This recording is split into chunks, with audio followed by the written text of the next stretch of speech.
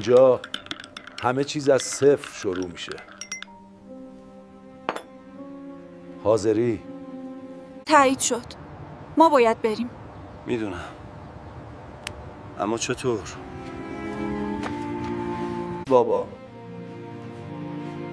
اینجا هم هر روز از صفر شروع میشه. توجه مسافرین محترم.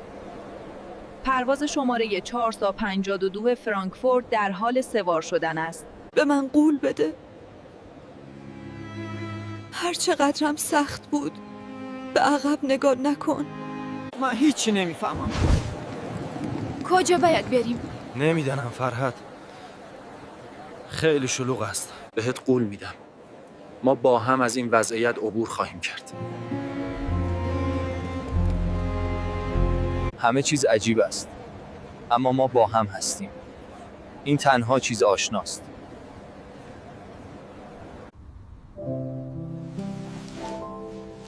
چند سال طول میکنه تا بتوانیم به هم شب بخندیم. ما خواهیم ماست، چون ماریدیم و ترسیدیم و با هم آمدیم اینجا. آروم باش عزیزم.